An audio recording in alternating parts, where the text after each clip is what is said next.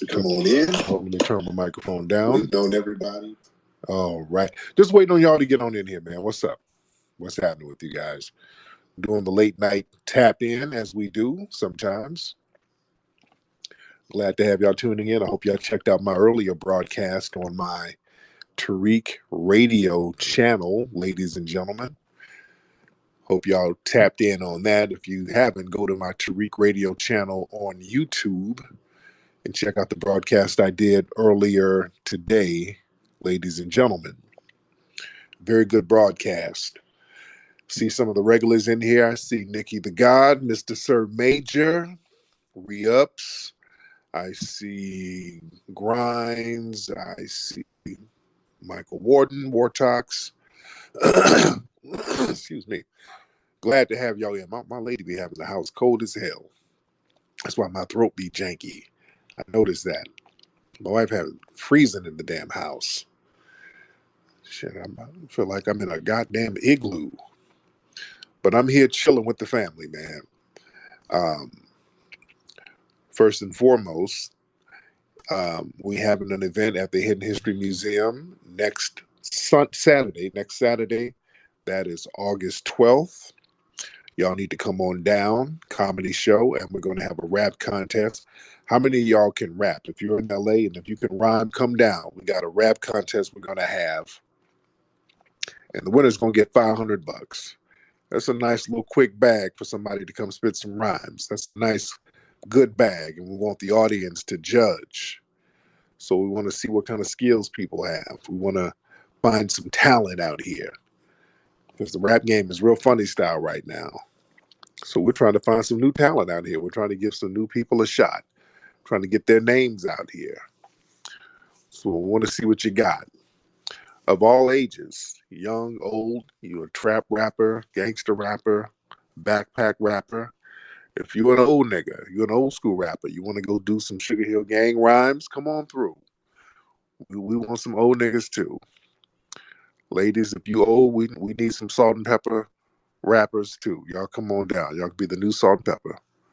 If you husky, you can be the new Queen Latifah. So y'all come on through. We need everybody from all ages to do what you do. Y'all come on down. HiddenHistoryMuseum.com. That's the website. Get your tickets and join HiddenHistoryMuseum.com. And now, before I take calls in a minute. I do want to touch on a couple of things. Old girl, Carlee Russel, y'all remember her? That's the girl who faked an abduction down in Alabama, and the police knew about it, and they are dragging it out, and they're still dragging out what went down. They're now proposing to have a Carlee Russel law, basically some kind of bill where they're going to give strict punishment to people who fake an abduction. Even though what this girl did was despicable, I don't like when they use black people as the face of these bills. That's an old racist trick, by the way. They use black people as the face of these bills. Just like they would do with Bill Cosby. They use Bill Cosby to kind of remove some of the statutes of limitations for sexual assault in California, in certain parts of California, from what I understand. And I want to say in Vegas, too. They use our brother Bill Cosby as the catalyst for that, which is horse crap. Bill Cosby was never arrested or charged or convicted or tried for raping anybody. It was never rape. All the rape stuff was coming from the media.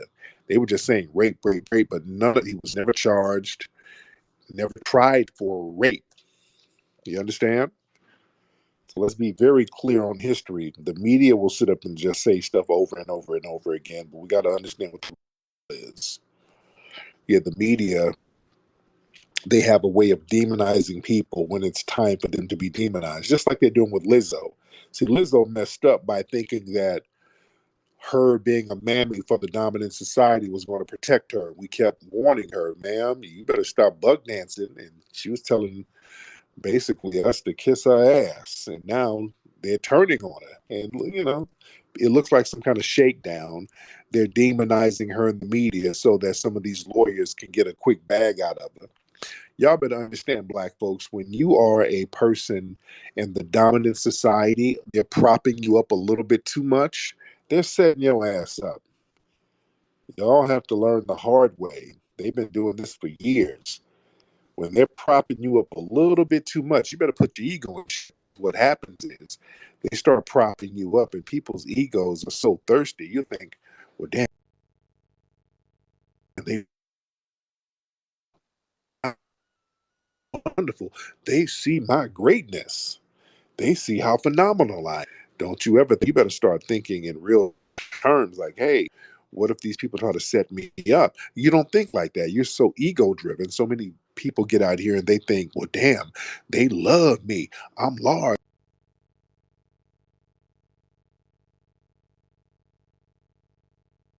I done, I done figured it out. All you got to do is play the game. Get out here, play the game. Don't be making no waves about no race. Let these white peoples know you as a safe nigger, and everything is going to be good right until they turn on you. Then what do? You don't have a community to back you up. When they flip on you, when they turn on you, your ass is stuck. And then some people like to try to weave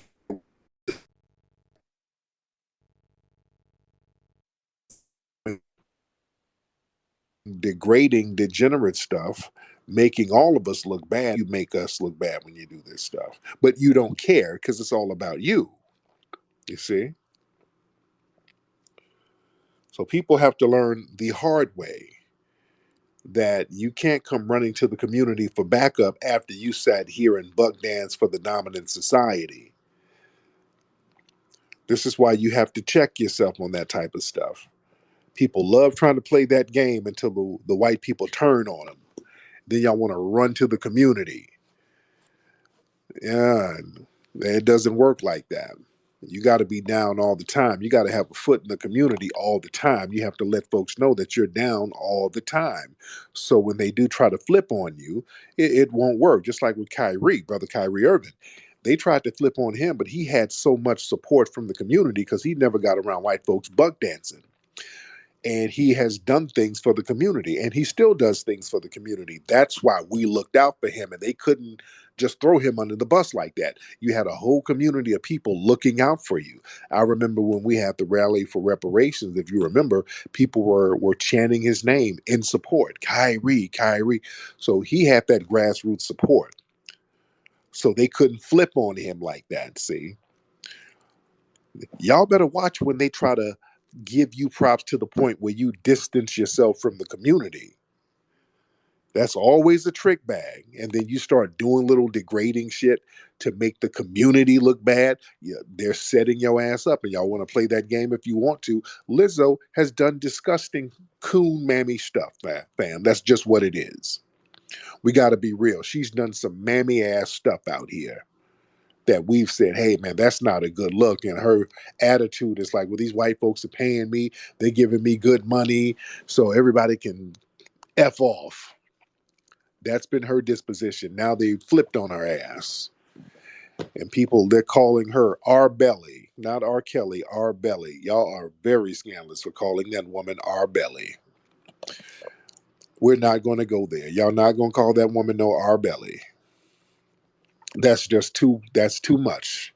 That's taking it too far. That's below the belt or below the waist trainer. That's too much. We're not going to do that. We're not going to be that petty. She's not going to be our belly.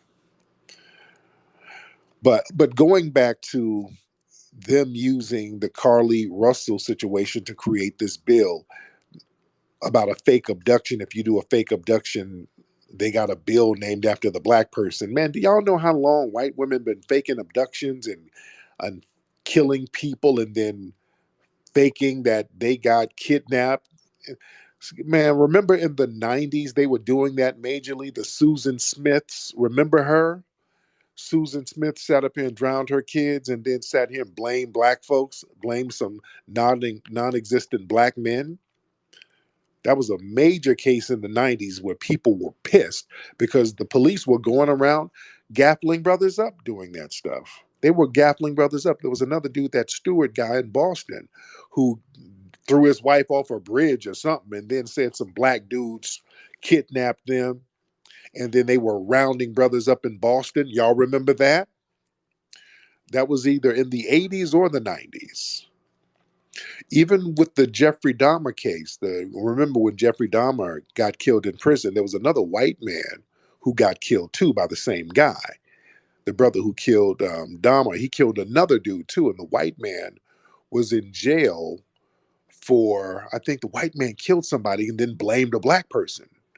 And then they found out that it was the white man. So the brother in prison, he got a 2-for-1. He killed Jeffrey Dahmer and the white man for lying on the black community.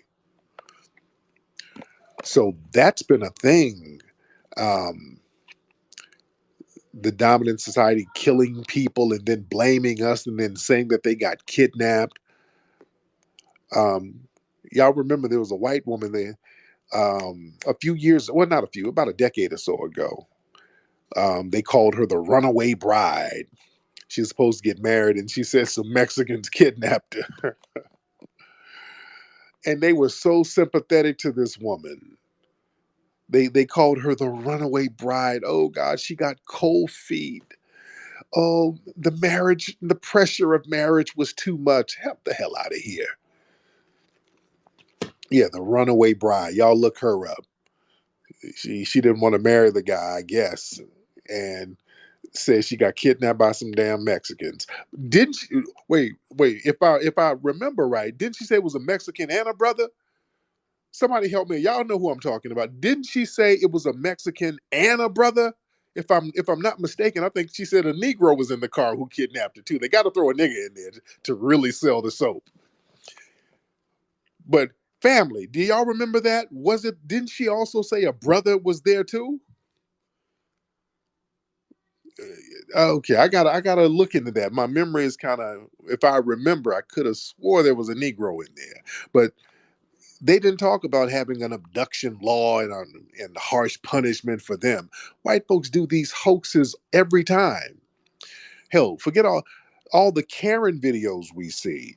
These white people sitting up here making false police calls, saying that a black person is doing something to them, a black person is beating on them, and they're not.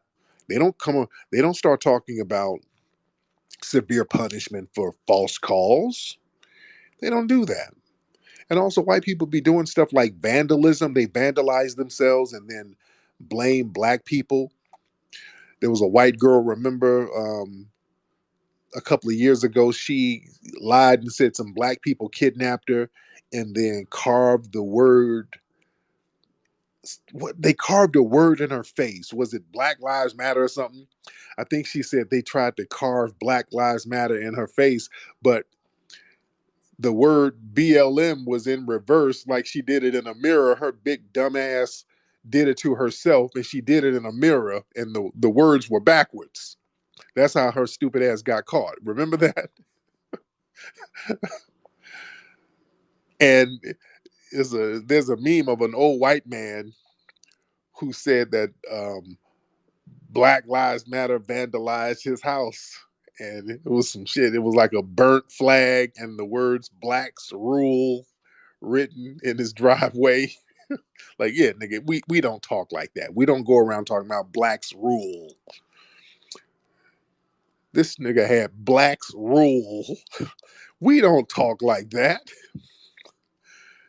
There's another hoax where these white people vandalized their own home and act like some black gang members did it, and they wrote the word Crips.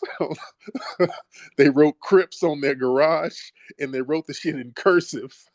Crips don't write no shit. They don't write Crips. They write the set, whatever, 60s Hoovers, East Coast. They write a set. They don't just write Crips in cursive with a heart on top of the I. Nigga, what kind of cripping is that? But white people do these little hoaxes all the time. They do these hoaxes all the time. And also another thing, the swatting thing.